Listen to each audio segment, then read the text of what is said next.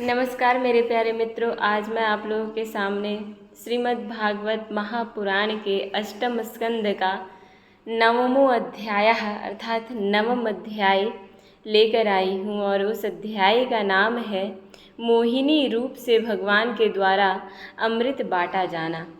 तो किस प्रकार से भगवान जो है मोहिनी रूप को धारण करते हैं और मोहिनी रूप धारण करने के पश्चात किस प्रकार से भगवान जो है अमृत को बांटते हैं, इस चीज़ को हम लोग जब इस पूर्व के अध्याय में देखे थे, है ना। अब हम लोग इसके बाद जो अगला अध्याय है वो अगला अध्याय क्या है, तो देवासुर संग्राम। ये अध्याय का नाम है देवासुर संग्राम। अब देवासुर संग्राम क्यों होता है तो आपको मैं बता देना चाहती हूँ कि इन दोनों के मध्य में जो है वो बिल्कुल युद्ध छिड़ गया।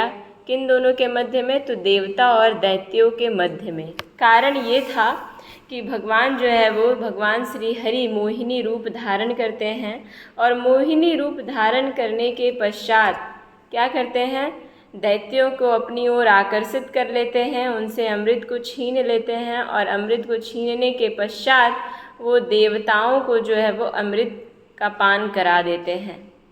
अब जब अमृत का पान करा देते हैं तो अमृत का पान करने के उपरांत क्या होगा, वो बुढ़ापे और मृत्यु से रहित हो जाएंगे, वो सदैव अमर हो जाएंगे। इसके वजह से जो है वो उन लोगों को बहुत दुख पहुंचता है कि दोनों की तरफ से जो है वो हिस्सेदारी बराबर थी, फिर हम लोगों को अमृत क्यों नहीं मिला, सिर्फ देवों को, सिर्फ देवताओं को ही अमृत क्यों मिला, है ना।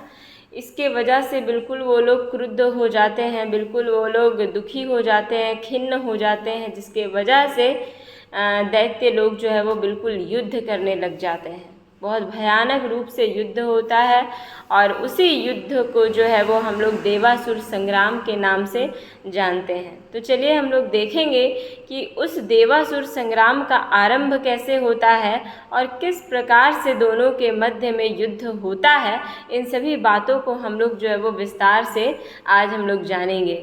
तो श्री सुखदेव जी जो है वो परीक्षित जी को बता रहे होते हैं और परीक्षित जी आपको पता होगा कि कौन है, महाराज अभिमन्यु का पुत्र और इनकी माता का नाम उत्तरा रहता है। तो अभिमन्यु और माता उत्तरा के पुत्र हैं राजा परीक्षित। इनके जीवन का अंतिम 7 दिन बचा हुआ है और उन 7 दिनों में ये जो है वो श्रीमद् भागवत महापुराण का कथा सुनते हैं श्री सुखदेव जी के माध्यम से। और वही संवाद जो है वो कहीं ना कहीं श्रीमद् भागवत महापुराण में वर्णित है। जो जो वो प्रश्न करते हैं उन सभी प्रश्नों के उत्तर भगवान श्री सुखदेव जी देते हैं। और आपको मैं बताते चलूँ कि श्री सुखदेव जी जो है वो श्री कृष्ण द्वैपायन वेद व्यास के पुत्र हैं, समझ रहे हैं ना। तो उन्हीं के पुत्र हैं श्री सुखदेव जी और वही जो है वो सभी समस्याओं का हल राजा परीक्षित को देते हैं। सभी प्रश्नों का उत्तर जो है वो राजा परीक्षित को मिलता है और यही प्रश्नों के उत्तरों में जो है वो एक ऐसा सवाल भी उत्पन्न होता है कि देवासुर संग्राम कहते किसको हैं। तो देवासुर संग्राम वही है जो मैं आपको अभी कुछ देर पहले आपके सामने मैंने चर्चा किया है। चलिए अब हम लोग इसको विस्तार से जानने का प्रयास करेंगे, प्रयत्न करेंगे इस अध्याय के माध्यम से। श्री सुखदेव जी कहते हैं, परीक्षित, यद्यपि दानवों और दैत्यों ने बड़ी सावधानी से समुद्र मंथन की, बहुत ही सावधानी से उन्होंने समुद्र मंथन करने की चेष्टा की थी, फिर भी भगवान से विमुख होने के कारण उन्हें अमृत की प्राप्ति नहीं हुई। देखिए, समुद्र मंथन तो दोनों ही कर रहे थे, दैत्य भी कर रहे थे और भगवान भी कर रहे थे, देवता लोग भी कर रहे थे, दोनों ही कर रहे थे। लेकिन आपके मन में ये चल रहा होगा कि दोनों ही कर रहे थे तो फिर दोनों को बराबरी हिस्सा क्यों नहीं मिला। इसके पीछे भी जो है वो एक कारण है, दोनों को बराबर की हिस्सा इसलिए नहीं मिला क्योंकि जो दैत्य लोग थे, वो दैत्य लोग जो थे उनको जो है वो भगवान के प्रति उनकी श्रद्धा भक्ति नहीं थी। और उसी के अगर दूसरे ये में देखें, दूसरे दृष्टिकोण से अगर देवताओं की ओर से हम लोग देखें तो देवता लोग भी समुद्र मंथन कर रहे थे, लेकिन देवता लोग जो है वो सभी देवताओं की श्रद्धा भक्ति भगवान श्री हरि के प्रति थी, इसलिए जो है वो कहीं ना कहीं इनका कल्याण हो पाया और इसीलिए इनके मेहनत का फल जो है वो इन्हें मिल पाया, है ना। तो यही बात थी। उसके बाद ये कह रहे हैं श्री सुखदेव जी राजा परीक्षित से कहते हैं कि राजन, भगवान ने समुद्र को मथ कर अमृत निकाला और अपने निजजन देवताओं को पिला दिया। बिल्कुल सही बात है। फिर सबके देखते देखते वे गरुड़ पर सवार हुए और वहाँ से चले गए। ये भी सत्य बात है। जब दैत्यों ने देखा कि हमारे शत्रुओं को तो बड़ी सफलता मिली, तब वे उनकी बढ़ती सह न सके।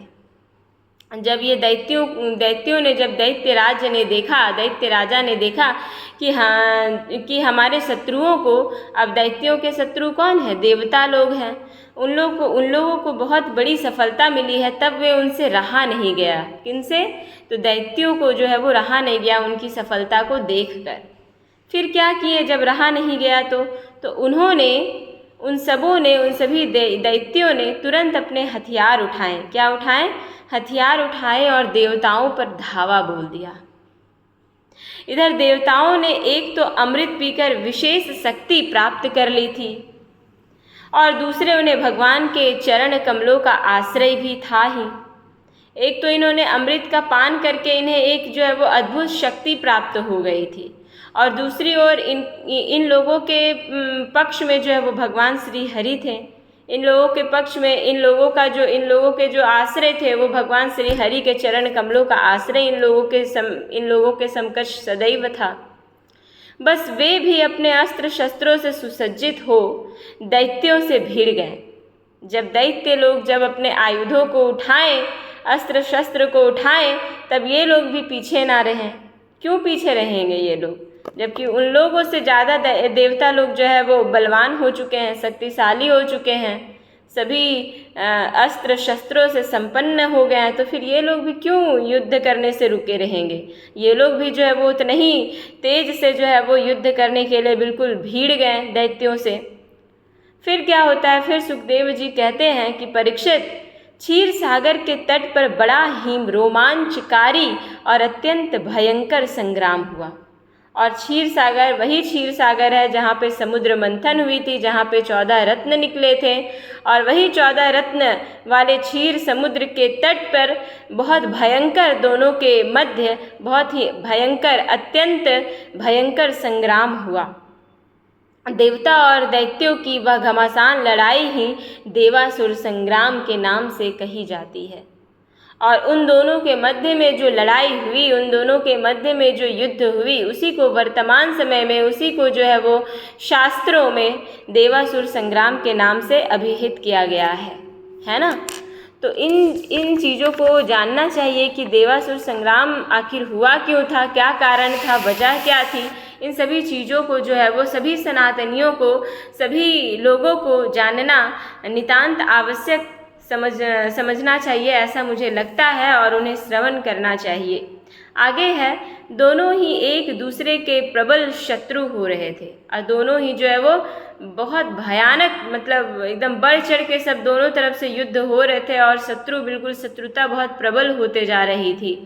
दोनों ही क्रोध से भरे हुए थे, दोनों पक्ष की ओर काफ़ी क्रुद्ध थे।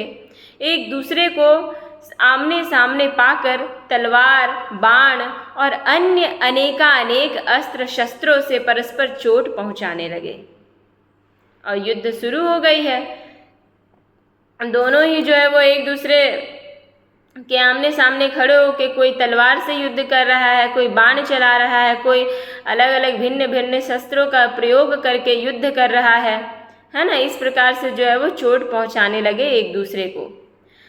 समय लड़ाई में शंख, तुरही, मृदंग, नगारे और डमरू बड़े जोर जोर से बजने लगे। हाथियों की चिघाड़, घोड़ों की हिनहिनाहट, रथों की घरघराहट और पैदल सेना की चिल्लाहट से बड़ा कोलाहल मच गया। रणभूमि में रथियों के साथ रथी, पैदल के साथ पैदल, घुड़सवारों के साथ घुड़सवार और हाथी वालों के साथ हाथी वाले भिड़ गए। मेरे प्यारे मित्रों, आप लोग अगर देखे होंगे महाभारत के युद्ध को, तो आपको जो है वो युद्ध के जो नियम है, कानून है, वो आपको समझ में आ गया होगा। ऐसे नहीं कि वहाँ पे दोनों पक्ष के लोग खड़े हैं और कोई भी किसी को भी मारने लग जाए, ऐसा युद्ध में नहीं होता है। युद्ध के भी कुछ नियम है। अगर आपके जो है वो अगला पक्ष अगर रुक गया है युद्ध करने के लिए, तो आप उस पर जो है वो प्रहार नहीं कर सकते हैं, समझ गए ना। और उसके बाद युद्ध सूर्योदय के बाद ही, सूर्योदय के समय ही युद्ध आरंभ होता है और सूर्यास्त के पश्चात जो है वो युद्ध जो है वो समाप्त हो जाता है। ये युद्ध के नियम हैं, समझ गए। और आपके अगर पूर्व पक्ष वाले, आपके शत्रु पक्ष वाले अगर रुक गए हैं, युद्ध नहीं कर रहे हैं, किसी कारण से वो फंस गए हैं युद्ध करते करते, तो आप उस पे जो है वो शस्त्र से प्रहार आप नहीं कर सकते हैं, आप उन पे धनुष नहीं चला सकते हैं, तलवार नहीं चला सकते हैं। ये बिल्कुल नियम के विरुद्ध है। और दूसरी आपको ये भी ध्यान रखना है कि जो घुड़सवार में है, तो वो घुड़सवार वाले से ही युद्ध करेगा। जो पैदल सेना लोग हैं, वो पैदल सेनाओं से ही युद्ध करेगा। जो क्या बोलते हैं, जो हाथी वालों के साथ है, वो हाथी वालों के साथ ही भीड़ कर युद्ध करेगा। ये नहीं कि हाथी वाला जो है वो बिल्कुल पैदल सेनाओं के साथ युद्ध करे, ऐसा नहीं है, ये युद्ध का नियम नहीं है। तो हर चीज़ का नियम होता है, सब कुछ का। ये नहीं कि युद्ध में उतर गए, जिसको जो मन किया उसको मार पीट दिए और हम जो है वो अपने आप को बहुत वीरवान साबित कर दिए, ऐसा नहीं होता है, समझ गए ना। तो इन सभी बातों का ध्यान रखा जाता है। उसी प्रकार से इन दोनों के मध्य में बिल्कुल ऐसे ही युद्ध हो रहा था, नियम पूर्वक युद्ध हो रहा था। उनमें से कोई कोई वीर ऊँटों पर, हाथियों पर और गधों पर चढ़कर लड़ रहे थे, तो कोई कोई गौर मृग, भालू, बाघ और सिंहों पर लड़ रहे थे। कोई कोई सैनिक गिद्ध, कंक, बगुले, बाज और भास पक्षियों पर चढ़े हुए थे, तो बहुत से तिमिंगल, मच्छ, शरभ, भैंसे, गेंडे, बैल, नीलगाय और जंगली सांडों पर सवार थे। सभी लोग जो है वो अपने अनुसार से अपने अपने सवारी पे थे, अपने अपने अनुसार से सब लोग जो है वो युद्ध कर रहे थे। किसी किसी ने सियारिन, चूहे, गिरगिट और खरहों पर ही सवारी कर ली थी, तो बहुत से मनुष्य बकरे, कृष्णसार, मृग, हंस और सुअरों पर चढ़े थे। इस प्रकार जल, स्थल एवं आकाश में रहने वाले तथा देखने में भयंकर शरीर वाले बहुत से प्राणियों पर चढ़कर कई दैत्य दोनों सेनाओं में आगे आगे घुस गए।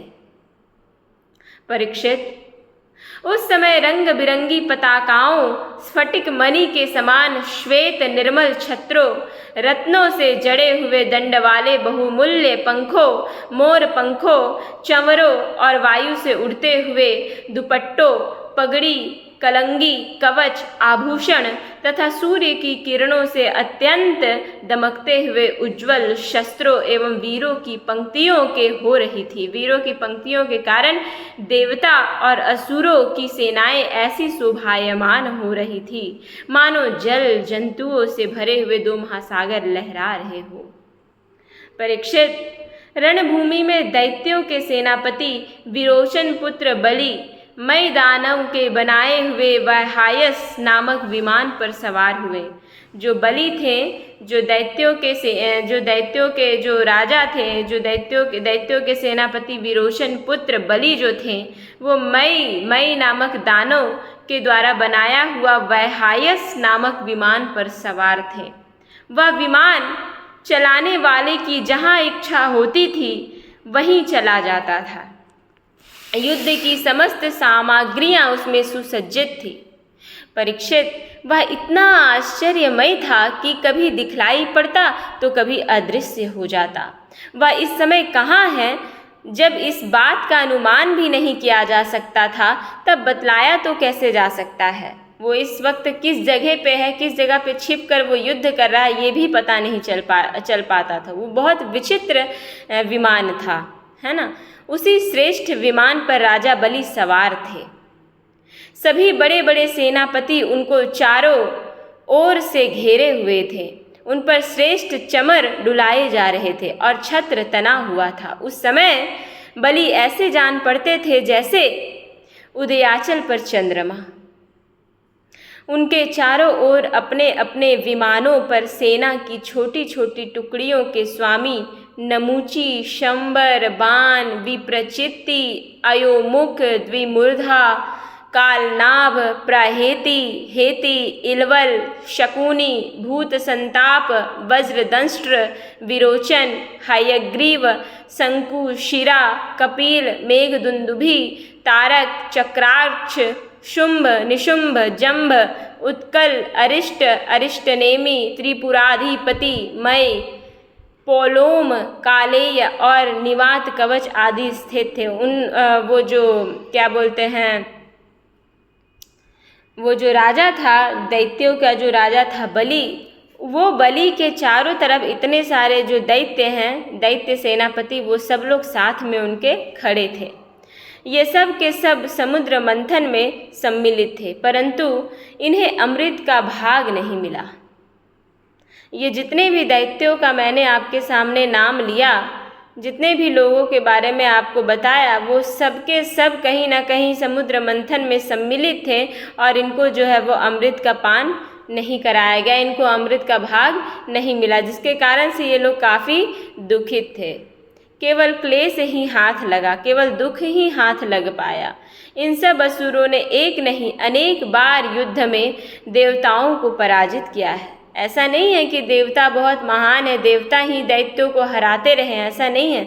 दैत्य भी बहुत बलवान, बहुत बलशाली रहा करते थे। देखिए यहाँ पे लिखा हुआ कि कई बार ये सब दानव, कई बार ये सब दैत्य जो है वो देवताओं को हराया करते थे, पराजित किया करते थे। इसलिए वे बड़े उत्साह से सिंहनाद करते हुए अपने घोर स्वर वाले शंख बजाने लगे। इंद्र ने देखा कि हमारे शत्रुओं का मन बढ़ रहा है, हमारे शत्रुओं का मन क्या हो रहा है, बढ़ रहा है। किस लिए? युद्ध करने के लिए। ये मदोन्मत्त हो रहे हैं, अर्थात ये पागल के जैसे हो रहे हैं, पागल के जैसे दिख रहे हैं। तब उन्हें बड़ा क्रोध आया। किन्हें? इंद्र को। वे अपने वाहन ऐरावत नामक दिग्गज पर सवार हुए। और ये ऐरावत कौन है? ये एक प्रकार का हाथी है जो समुद्र मंथन करने टाइम जो है वो समुद्र मथने टाइम ये ऐरावत हाथी आया था, बाहर निकला था। तो ये ऐरावत हाथी जो है वो इंद्र ने रख लिया था। उसी ऐरावत हाथी पर जो है वो सवार हुए इंद्र। उसके कपोलों से मद बह रहा था, इसलिए इंद्र की ऐसी शोभा हुई मानो भगवान सूर्य उदयाचल पर आरूढ़ हो रहे हो और उससे अनेकों झरने बह रहे हो, ऐसा प्रतीत हो रहा था। इंद्र के चारों ओर अपने अपने वाहन, ध्वजा और आयुधों से युक्त देवगण एवं अपने अपने गणों के साथ वायु, अग्नि, वरुण आदि लोकपाल हो लिए। जिस प्रकार से दैत्य राजा बलि के चारों तरफ सभी दैत्य सेनापति थे, उसी प्रकार से इंद्र के चारों तरफ सभी देवता जो है वो सभी देवता लोग खड़े थे, मतलब कि मदद के लिए। दोनों सेनाएं आमने सामने खड़ी हो गई। दो दो की जोड़ियां बनाकर वे लोग लड़ने लगे। कोई आगे बढ़ रहा था तो कोई नाम ले लेकर ललकार रहा था, कोई मर्म भेदी वचनों के द्वारा अपने प्रतिद्वंदियों को धिक्कार रहा था। बलि इंद्र से, स्वामी कार्तिक तारकासुर से, वरुण हेति से और मित्र प्रहेति से भिड़ गए। यमराज कालनाभ से भिड़ गया, विश्वकर्मा मई से भिड़ गया, शंबासुर त्वष्टा से तथा सविता विरोचन से लड़ने लगे। नमूची अपराजित से, अश्विनी कुमार वृषपर्वा से तथा सूर्यदेव बलि के बाण आदि 100 पुत्रों से युद्ध करने लगे। इस प्रकार से दैत्य दानव अपने अपने जोड़े लगाकर युद्ध करना प्रारंभ कर दिए। राहु के साथ चंद्रमा, इनका तो पहले से ही भाई वैर है, समझ रहे हैं ना। तो इन दोनों भिड़ गए आपस में। और पुलोमा के साथ वायु का युद्ध हुआ। भद्रकाली देवी निशुंभ और शुंभ पर झपट पड़ी। परीक्षित, जंभासुर से महोदव जी की, महिषासुर से अग्निदेव की और वातापी तथा इलवल से ब्रह्मा के पुत्र मरीचि आदि की ठन गई। दुर्मर्ष की कामदेव से युद्ध हुई। उत्कल की मातृगणों से युद्ध हुई। शुक्राचार्य की बृहस्पति से युद्ध हुई और नरकासुर की शनैश्चर से लड़ाई होने लगी। निवात कवचों के साथ मरुदगण, कालेयों के साथ वसुगण, पौलोमों के साथ विश्वे देवगण तथा क्रोधवशों के साथ रुद्रगण का संग्राम होने लग गया। इस प्रकार से अपने अपने तरीके से जो जितने बलवान थे उस अपने बलवान के दृष्टिकोण को रखते हुए अन्य अन्य शत्रुओं से लड़ने लग गए। इस प्रकार असुर और देवता रणभूमि में द्वंद्व युद्ध और सामूहिक आक्रमण द्वारा एक दूसरे से भिड़कर परस्पर विजय की इच्छा से उत्साहपूर्वक तीखे बाण, तलवार और भालों से प्रहार करने लगे। वे तरह तरह से युद्ध कर रहे थे। भुशुंडी, चक्र, गदा, रिष्टि, पट्टीश, शक्ति, उल्मुख, प्रास, फरसा, तलवार, भाले, मुदगर, परिघ और भिंदी पाल से एक दूसरे का सिर काटने लग गए। उस समय अपने सवारों के साथ हाथी, घोड़े, रथ आदि अनेकों प्रकार के वाहन और पैदल सेना छिन्न भिन्न होने लगी। किसी की भुजा, किसी की जंघा, किसी की गर्दन और किसी के पैर कट गए तो किसी किसी की ध्वजा, धनुष, कवच और आभूषण ही टुकड़े टुकड़े हो गए। इतना घमासान युद्ध हो रहा था। उनके चरणों की धमक और रथ के पहियों की रगड़ से पृथ्वी खुद गई। उस समय रणभूमि में ऐसी प्रचंड धूल उठी कि उसने दिशा, आकाश और सूर्य को भी ढक दिया। परंतु थोड़ी ही देर में खून की धारा से भूमि आप्लावित हो गई और कहीं धूल का नाम भी ना रहा। इतना घमासान युद्ध हुआ कि जो कुछ देर पहले पूरे भूमि से धूल उठ रही थी वो भूमि के कणों में पूरे खून बहने लगे और वो पूरा संपूर्ण भूमि खूनों से आप्लावित हो गई।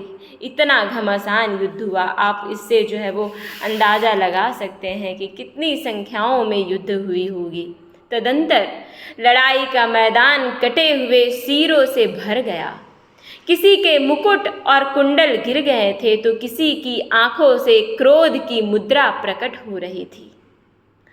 किसी किसी ने अपने दांतों से होठ चबा रखा था। बहुतों की आभूषणों और शस्त्रों से सुसज्जित लंबी लंबी भुजाएं कटकर गिरी हुई थी और बहुतों की मोटी मोटी जांघें कटी हुई पड़ी थी। और इस प्रकार वह रणभूमि बड़ी भीषण दिख रही थी, बहुत ही दुखदाई दिख रही थी, बहुत ही कष्टदायी दिख रही थी। तब वहाँ बहुत से धड़ अपने कटकर गिरे हुए सिरों के नेत्रों से देखकर हाथों में हथियार उठा वीरों की ओर दौड़ने और उछलने लगे। राजा बलि ने 10 बाण इंद्र पर, 3 उनके वाहन ऐरावत पर, 4 ऐरावत के 4 चरण रक्षकों पर और 1 मुख्य महावत पर इस प्रकार कुल 18 बाण छोड़े। इंद्र ने देखा कि बलि के बाण तो हमें घायल करना ही चाहते हैं। तब उन्होंने बड़ी फुर्ती से उतने ही तीखे भल्ल नामक बाणों से उनको वहां तक पहुंचने के पहले ही हंसते हंसते काट डाला। इंद्र की यह प्रशंसनीय फुर्ती देखकर राजा बलि और भी चिढ़ गए और भी क्रोधित हो गए। उन्होंने एक बहुत ही शक्ति जो बड़े भारी लूके के समान जल रही थी उठाई, किंतु अभी वह उनके हाथ में ही थी, छूटने नहीं पाई थी कि इंद्र ने उसे भी काट डाला। इसके बाद बलि ने एक के पीछे एक क्रमशः शूल, प्रास, तोमर और शक्ति उठाई, परंतु वे जो जो शस्त्र हाथ में उठाते इंद्र उन्हें टुकड़े टुकड़े कर डालते और नष्ट कर देते। इस प्रकार इस हस्त लाघव से इंद्र का ऐश्वर्य और भी चमक उठा। परीक्षित, अब इंद्र की फुर्ती से घबराकर पहले तो बलि अंतर्धान हो गए, फिर उन्होंने आसुरी माया की सृष्टि की। कौन? बलि। दैत्य लोग ना आसुरी माया की सृष्टि करने में, आसुरी माया को धारण करने में वो बहुत निपुण थे। तो फिर अंतर्धान होकर आसुरी माया की सृष्टि की। तुरंत ही देवताओं की सेना के ऊपर एक पर्वत प्रकट हुआ। उस पर्वत से दावाग्नि से जलते हुए वृक्ष और टांकी जैसी तीखी धार वाले शिखरों के साथ नुकीली शिलाएं गिरने लगी। इससे देवताओं की सेना चकनाचूर होने लगी। समझ रहे ना, वो पूरा एकदम वैसे ही काम किया जिससे कि एक ही बार में जो है वो 100 देवता लोग मर जाएं, ऐसा काम किया वो। तत्पश्चात बड़े बड़े सांप, दंदशुक, बिच्छू और अन्य विषैले जीव उछल उछल कर काटने और डंक मारने लगे। सिंह, बाघ और सूअर देव सेना के बड़े बड़े हाथियों को फाड़ने लगे। परीक्षित हाथों में सूल लिए मारो काटो इस प्रकार चिल्लाती हुई सैकड़ों नंग धड़ंग राक्षसियां और राक्षस भी वहां प्रकट हो गए। कुछ ही क्षण बाद आकाश में बादलों की घनघोर घटाएं मंडराने लगी। उनके आपस में टकराने से बड़ी गहरी और कठोर गर्जना होने लगी। बिजलियां चमकने लगी और आंधी के झकझोरने से बादल अंगारों की वर्षा करने लगे। दैत्यराज बलि ने प्रलय की अग्नि के समान बड़ी भयानक आग की सृष्टि की। वह बात की बात में वायु की सहायता से देव सेना को जलाने लगी। थोड़ी ही देर में ऐसा जान पड़ा कि प्रबल आंधी के थपेड़ों से समुद्र में बड़ी बड़ी लहरें और भयानक भंवर उठ रहे हैं और वह अपनी मर्यादा छोड़कर चारों ओर से देव सेना को घेरता हुआ उमड़ा आ रहा है।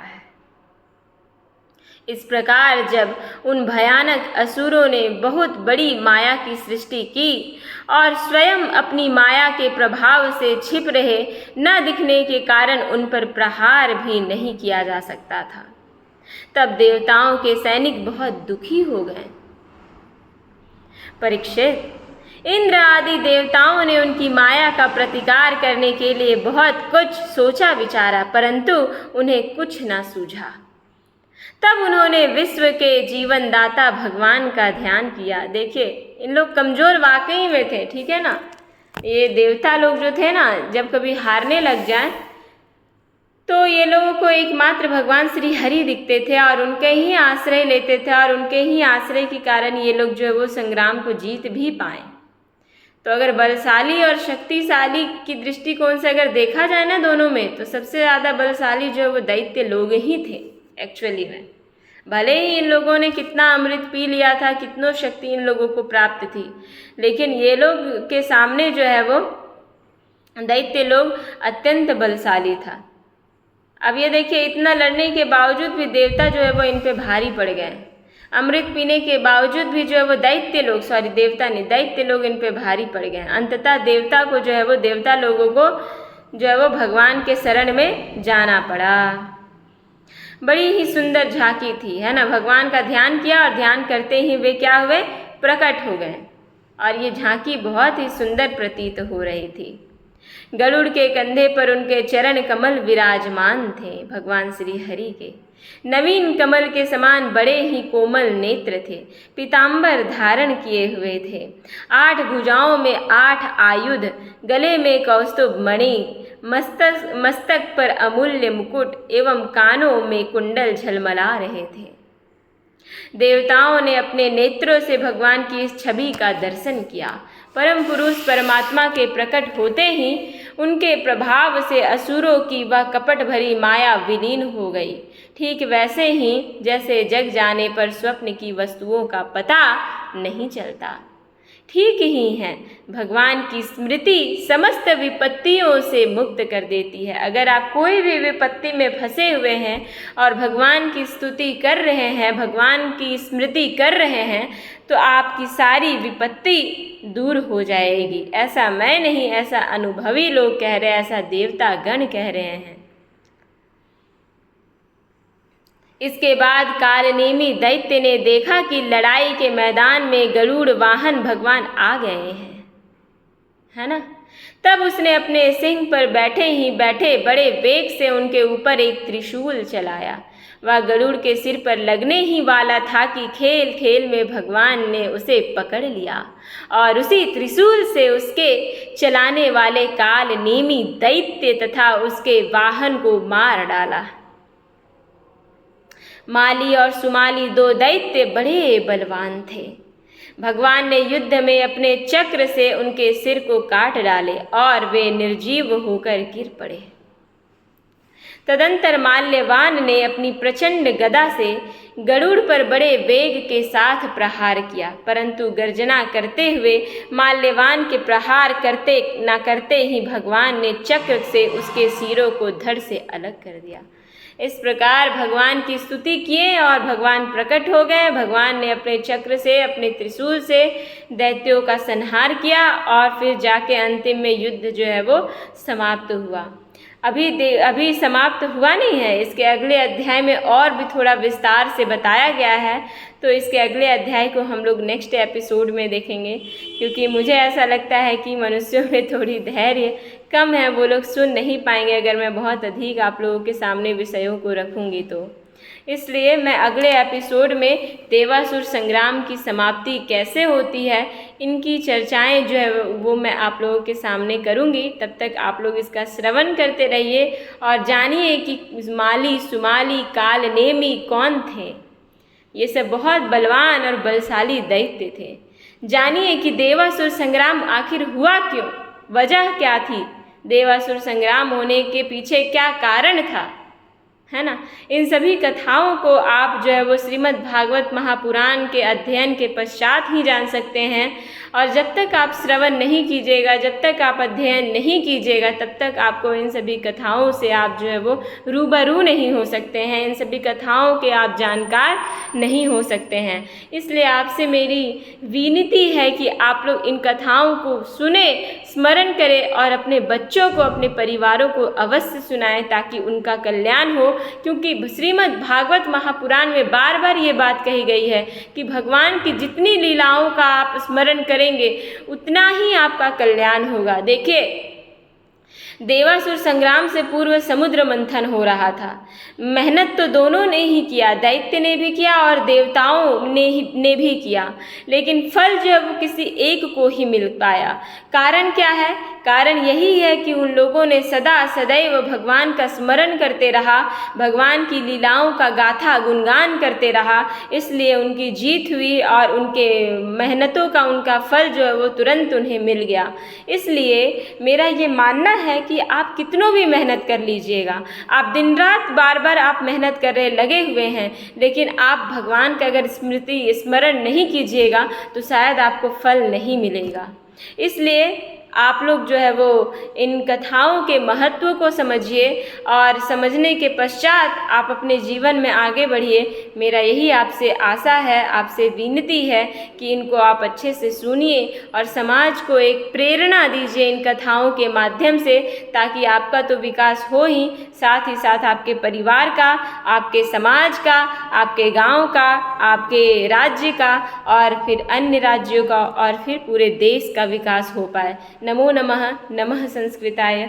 ओम नमो भगवते वासुदेवाय नमः।